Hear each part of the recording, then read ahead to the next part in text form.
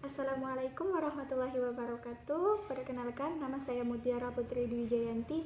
Saya dari Fakultas Tarbiyah dan Ilmu Keguruan, Program Studi Pendidikan Agama Islam. Saya dari kelas 2D. Baiklah, di sini saya akan langsung membahas tentang Utsman bin Affan. Yang pertama adalah masa awal Islam. Utsman bin Affan dikenal sebagai Abu Abdillah. Dilahirkan di Mekah, Dzunnuurain julukan kehormatannya karena menikahi dua putri Nabi berturut-turut. Ia termasuk keluarga besar Umayyah dari suku Quraisy, dan silsilah pertaliannya dengan Nabi adalah generasi kelima. Setelah melalui pendidikan dasarnya, Utsman menjalankan usaha nenek moyangnya yang menjadi pedagang Arab. Terkemuka, ia sahabat dekat Abu Bakar, Khalifah Islam pertama. Abu Bakar adalah yang membawa berita pertama kali tentang Islam kepadanya. Bersama dengan Talha bin Ubaidillah, ia masuk Islam langsung melalui Nabi. Ia sempat disiksa dengan kejam oleh pamannya sendiri. Namun Utsman tetap pada pendiriannya. Adapun kaum kafir Quraisy lain melancarkan sabotase sembari melemparkan berbagai cercaan kepadanya. Namun, bagaimanapun keadaan yang dihadapi, sang muhajir tetap berjalan menuju jalan Allah dan tak pernah surut langkahnya sedikit pun. Dia tak menganggap segala kebencian dan kebatilan itu. Kemuliaan di dalam jiwanya tak berada dalam kesesatan, melainkan semakin agung saat dia mengikrarkan keimanannya dan langkahnya sedikit pun. Dia tak menganggap segala kebencian dan kebatilan itu. Kemuliaan di dalam jiwanya tak berada dalam kesesatan, melainkan semakin agung saat dia mengikrarkan keimanannya dan setelah mendapatkan hidayah. Sesungguhnya kemuliaan yang terpancar dari keimanannya tak dimiliki oleh kaum kafir Quraisy. Bahkan tak mampu pula dimiliki umat-umat lain di seluruh penjuru dunia. Kemuliaannya ini tidak bisa diperoleh dengan jalan berpaling dari agama yang benar, bersikap berlebihan di dalamnya, dan tak lari dari tanggung jawab yang berat. Demikianlah ketegaran Utsman dalam menghadapi semua siksaan yang diarahkan kepadanya. Jumlah orang-orang yang memeluk agama Allah kian bertambah sehingga besarlah kaum muslimin. Namun, seiring perkembangan, kebencian kaum kafir Quraisy pun semakin bergejolak dan meningkat intensitas penyiksaan dan intimidasinya terhadap kaum muslimin. Rasulullah Shallallahu Alaihi Wasallam yang sangat lembut hati dan penyayang menyatakan tak semestinya para sahabat menerima segala bentuk siksaan itu.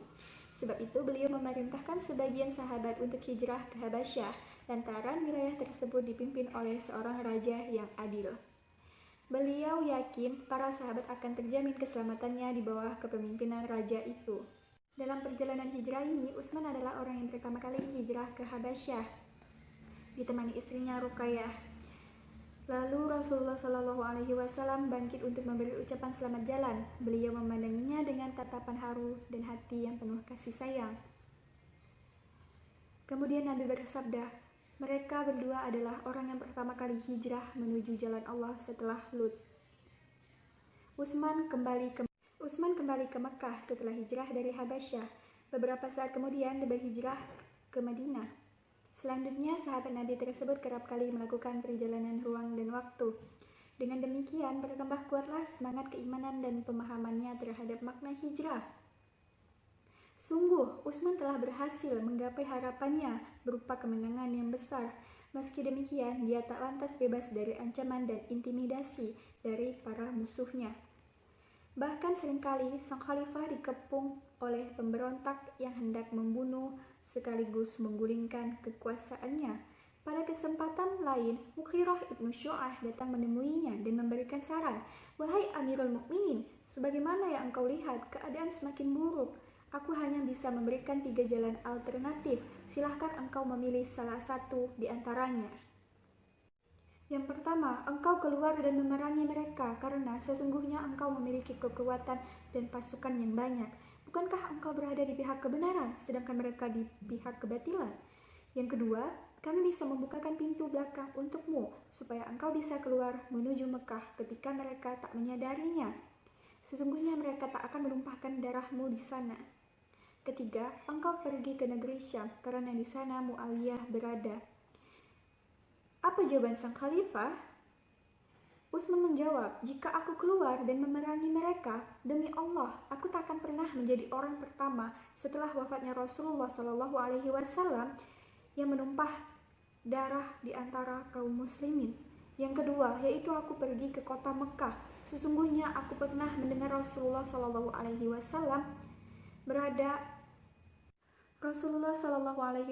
bersabda, ada seorang laki-laki dari golongan kaum kafir Quraisy yang meninggal di kota Mekah, mendapatkan siksaan setengah alam semesta. Sungguh, aku tak ingin menjadi orang tersebut. Yang ketiga, yaitu aku keluar menuju Syam, karena di sana Muawiyah berada.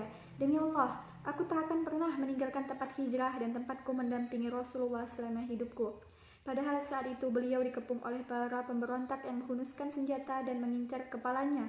Padahal pada saat itu ada kesempatan lain untuk lari dan menyelamatkan diri, tapi dia menolak karena mendambakan kemuliaan hijrah dan pahalanya. Bagi Utsman, meninggalkan kota Madinah, tempat hidup dan wafatnya Rasulullah serta kedua sahabatnya Abu Bakar dan Umar sama saja dengan membatalkan hijrah. Oleh karena itu, sang khalifah menolak dan tak pernah menginginkan sedikit pun dia tetap dalam pendiriannya, meski harus dibayar dengan nyawanya sendiri. Kali Rasulullah SAW beserta para sahabat melakukan hijrah ke Madinah. Di kota tersebut mereka belum tinggal menetap. Tak lama timbullah sebuah masalah yang menghampiri mereka, yaitu masalah air. Di Madinah terdapat sebuah mata air yang bernama Sumur Ruman, milik seorang Yahudi. Orang ini menjual satu kantong air dengan harga 1 mud.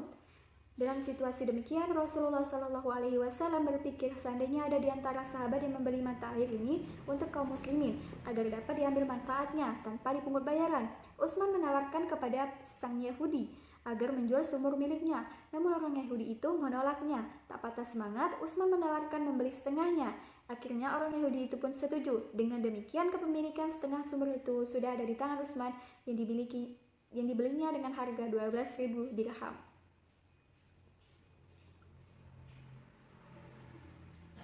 Pada 9 Hijriah, ketika pemimpinan Romawi dengan sangat ambius dan rasa permusuhan yang bergelora di dada, Heraklius menyusun sebuah rencana untuk menginvasi Jazirah Arab. Sungguh, kehadiran agama baru yang dibawa Rasul yang mulia dan para pahlawan yang gagah berani dan pantang menyerah telah merisaukan kehidupannya dan menggetarkan Bizantium sehingga diselimuti ketakutan dan kegelisahan.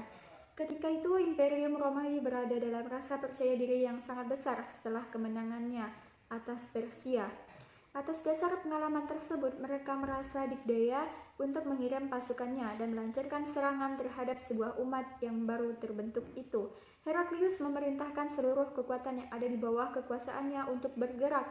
Kabar tentang gerakan ini sampai kepada Rasul. Beliau segera menyuruh kepada para sahabat untuk berjihad. Pada kesempatan berbeda, Rasulullah berangkat memimpin pasukan ke sebuah tempat bernama Tabuk, letaknya di antara Madinah dan Damaskus.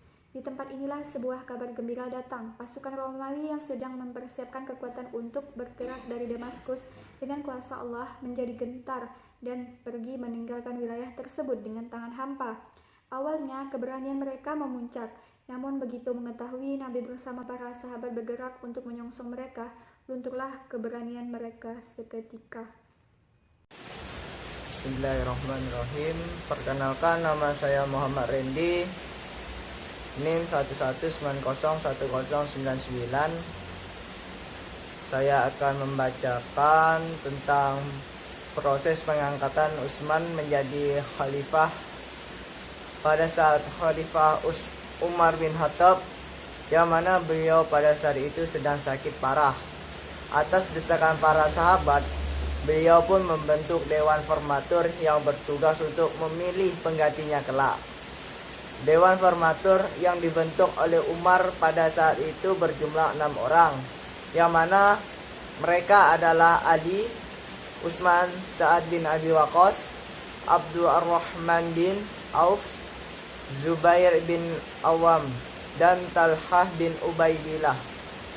Di samping itu, Umar juga dijadikan anggota tetapi tidak memiliki hak suara. Mekanisme yang digunakan pada saat pemilihan sebagai berikut. 1. Yang berhak menjadi khalifah adalah yang dipilih oleh anggota formatur dengan suara terbanyak. Apabila suara terbagi secara berimbang, Umarlah yang berhak menentukan. Apabila campur tangan Umar tidak diterima, calon yang dipilih oleh Abdul Ar-Rahman bin Auf harus menjadi khalifah.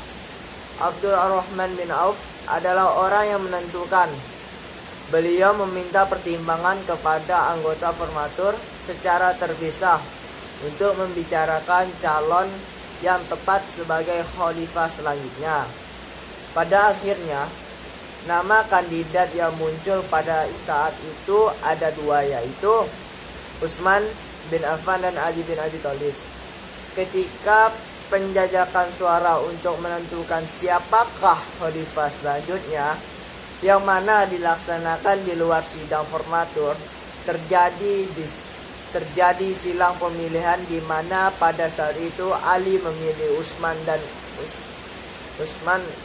Utsman menunjuk Ali. Di samping itu, Zubair dan Sa'ad bin Abi Waqqas kedua-duanya memilih Utsman. Sementara Talha dan Zubair mereka tidak memberikan hak suaranya karena mereka pada saat itu sedang berada di Madinah. Abdul Ar-Rahman pun bermusyawarah dengan masyarakat dan pembesar di luar anggota formatur. Dan ternyata suara di masyarakat terpecah menjadi dua kubu, yang mana pada saat itu Bani Hashim mendukung Ali dan Bani Umayyah berpihak pada Utsman. Langkah selanjutnya yang diambil oleh Abdul Ar-Rahman bin Auf memanggil keduanya pada waktu yang berbeda untuk menjawab pertanyaan yang sama. Sanggupkah dia melaksanakan tugasnya berdasarkan Al-Quran, Sunnah Rasul, dan kebijaksanaan dua khalifah sebelumnya?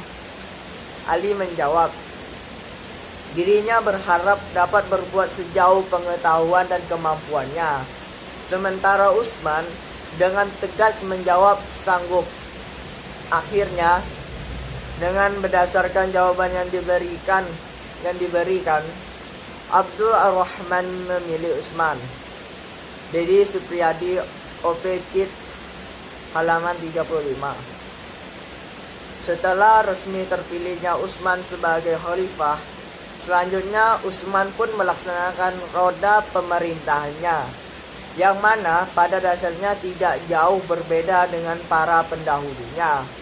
Dalam pidato pembaitannya, ia memang menegaskan akan meneruskan kebiasaan yang dibuat para pendahulunya. Dalam pidato pembaitannya, Utsman mengingatkan beberapa hal. 1. Agar umat Islam selalu berbuat baik sesuai kemampuan sebagai bekal menghadapi hari kematian, dan akhirat sebagai tempat yang lebih baik yang disediakan oleh Allah. 2. Agar umat Islam jangan terpedaya kemewahan hidup dunia yang penuh kepalsuan sehingga membuat mereka lupa kepada Allah. 3. Agar umat Islam mau mengambil iktibar, pelajaran dari masa lalu, mengambil yang baik dan menjauhkan yang buruk. Sebagai khalifah, ia akan melaksanakan perintah Al-Quran dan Sunnah Rasul. Di samping ia akan meneruskan apa yang telah dilakukan pendahulunya dan membuat hal-hal baru yang mengantarkan kepada kebaikan. Dan umat Islam boleh mengkritiknya bila ia menyimpang dari ketentuan hukum. Pada masa Khalifah Utsman, bangsa Arab pada posisi awal permulaan zaman perubahan, yang mana hal ini ditandai dengan adanya kemajuan perputaran dan percepatan pertumbuhan ekonomi yang disebabkan karena aliran kekayaan negara Islam ke tanah Arab seiring dengan semakin meluasnya wilayah yang tersentuh syiar agama. Pada saat itu juga secara bersamaan masyarakat telah mengalami proses transformasi dari kehidupan bersahaja menuju pola hidup bermasyarakat perkotaan. Mungkin hanya itu yang dapat saya bacakan. Selanjutnya akan membacakan tentang perluasan wilayah kekuasaan Utsman bin Affan, yang mana akan dibacakan oleh teman saya sendiri. Dari saya, wassalamualaikum warahmatullahi wabarakatuh. Assalamualaikum warahmatullahi wabarakatuh.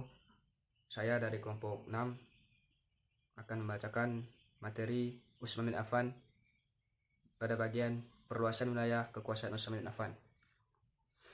Utsman bin Affan radhiyallahu an berhasil memperluas wilayah kekuasaan Islam pada masa pemerintahannya, sehingga Islam semakin jaya dan tersebar luas. Perluasan wilayah yang dilakukan meliputi penaklukan wilayah-wilayah baru yang belum sempat dilakukan pada masa khalifah sebelumnya. Juga penaklukan wilayah yang sebenarnya sudah takluk pada masa Khalifah Umar bin Khattab radhiyallahu an, tetapi kembali memberontak pada masa Utsman bin Affan radhiyallahu an. Beberapa wilayah yang sudah takluk itu antara lain Azerbaijan, Armenia, Iskandarian, dan Palestina. Tetapi orang-orang di wilayah tersebut pada masa Utsman bin Affan melakukan pemberontakan dan melanggar perjanjian yang telah disepakati pada masa Khalifah Umar bin Khattab. Maka terhadap mereka, Utsman bin Affan pun mengirimkan pasukan untuk melakukan penaklukan untuk kedua kalinya. Masa pemerintahan Utsman bin Affan dapat disebut sebagai masa kegemilangan Islam, sebab pada masa ini Islam memiliki pasukan yang sangat kuat dan tidak terkalahkan. Negara Islam bisa dianggap sebagai negara superpower yang berhasil menggulungi Romawi dan Persia.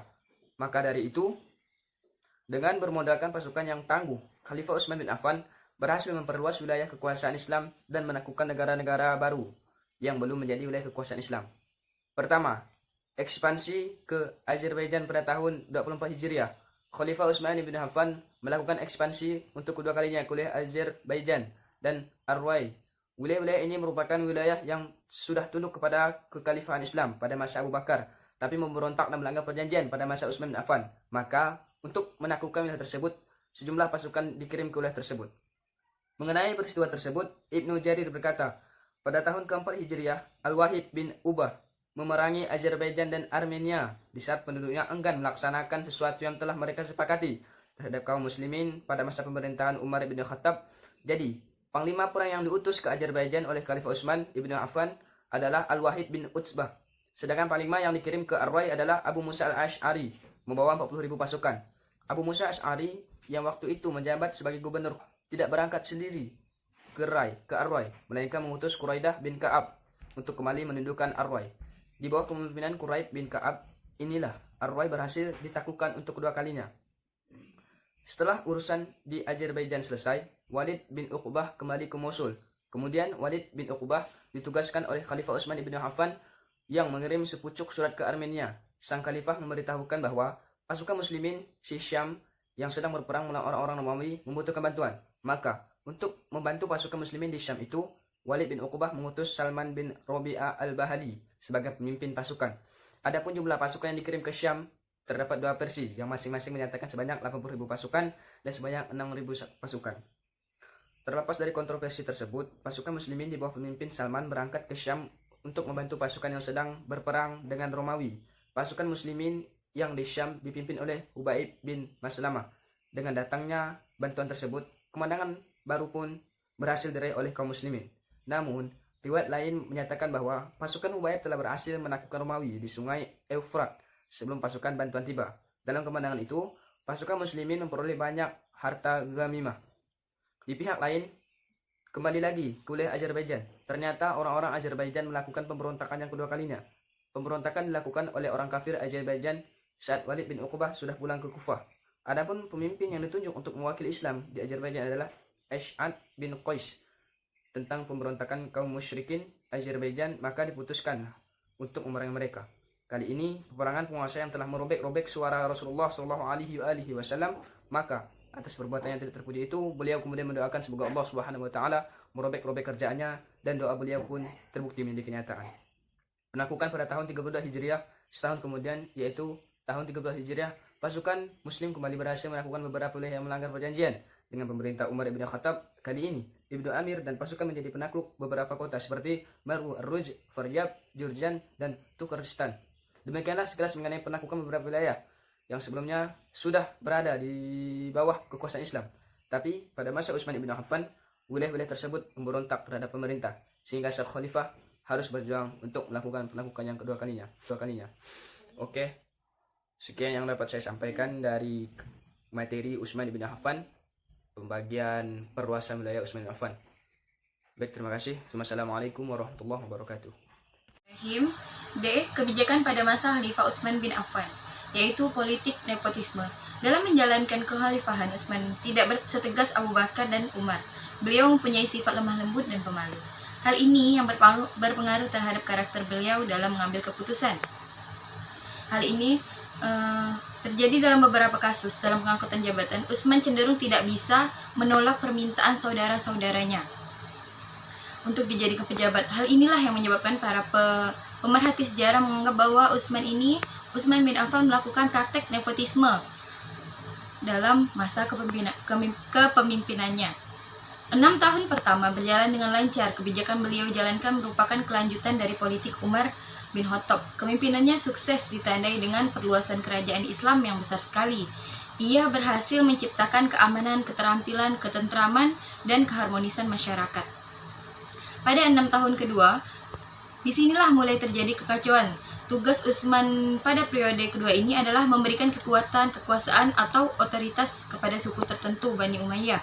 Dengan menempatkan orang-orang Umayyah pada posisi kekuasaan, maka banyak pihak yang jadi murka dan selanjutnya mendorong untuk terang-terangan memberontak Utsman. Dalam pemimpinan Utsman selalu menggunakan metode musyawarah dengan rakyatnya sebagai jembatan kedekatannya dengan rakyat. Beliau selalu menerapkan konsep adil serta memberi reward kepada rakyat. Beliau suka mengadakan pendekatan persuasif jika terjadi gejolak. Di antara sifat-sifat kepemimpinan yang dimilikinya yaitu teguh pendirian, lemah lembut, dan sopan santun bahkan terhadap lawannya. Yang kedua, bertanggung jawab dan bersikap adil. Yang ketiga, berani mengambil keputusan. 4, pandai memilih bawaan dan kompeten meskipun dari keluarga. 5, aspiratif terhadap pendapat rakyat. Dan yang ke-6, dermawan terhadap perjuangan Islam. Secara nyata, bentuk manajemen yang ditetapkan dalam pemerintahan Utsman tercermin dalam pengumpulan mushaf Al-Quran. Menjadi satu yang dikenal dengan mushaf Utsmani.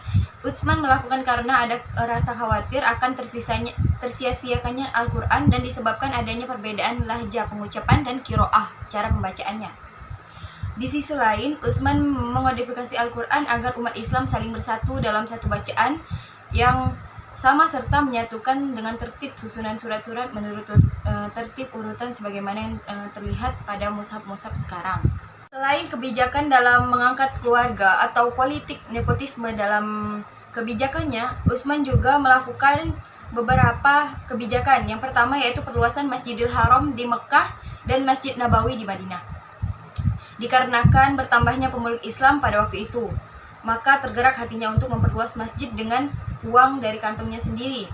Dan yang kedua, mencetuskan ide polisi keamanan bagi rakyatnya guna melindungi orang-orang di negerinya. Yang ketiga, membangun gedung mahkamah, gedung pemerintahan yang representatif. Di antaranya membangun gedung mahkamah untuk mengadili berbagai kasus yang di zaman dahulu, di zaman khalifah sebelumnya dilakukan di masjid.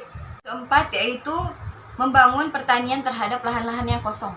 Yang kelima, ekspansi kekuasaan terbagi atas 4 pembagian. Yang pertama, perluasan Tabaristan berhasil ditaklukkan oleh Sa'id bin Al-Aswah terhadap Islam. Dalam penaklukan ini menyertakan Al-Hasan dan Al-Husain, 2 putra Ali. Begitu juga Abdullah bin Al-Abbas, Ammar bin Al-As, dan Az-Zubair bin Al-Awwam. Yang B. Perluasan ke Khurasan tahun 31 Hijriyah dan Utsman mengirim Abdullah Amir sebagai gubernur Basrah. Yang ketiga, perluasan ke Armenia menjelang pertengahan tahun 27 Hijriyah atau 647 Masehi. Perluasan ke Afrika Tunisia. Yang E. Perluasan ke Rai dan Azerbaijan. Utsman mengutus Walid bin Uqbah menjadi gubernur Islam di Kufah untuk menyerang agar mereka kembali membayar jizyah. Yang keenam, kebijakan yang dilakukan oleh Utsman yaitu melakukan kodifikasi Al-Quran sehingga menjadi pedoman yang melekat di hati kaum muslimin dan setiap orang-orang muslim yang bepergian untuk selalu menjadikan Al-Quran sebagai kompas petunjuk jalan, dan banyak di antara mereka yang sudah menghafal Al-Quran. Oke, sekian dari kelompok kami. Kurang lebihnya saya mohon maaf. Wassalamualaikum warahmatullahi wabarakatuh.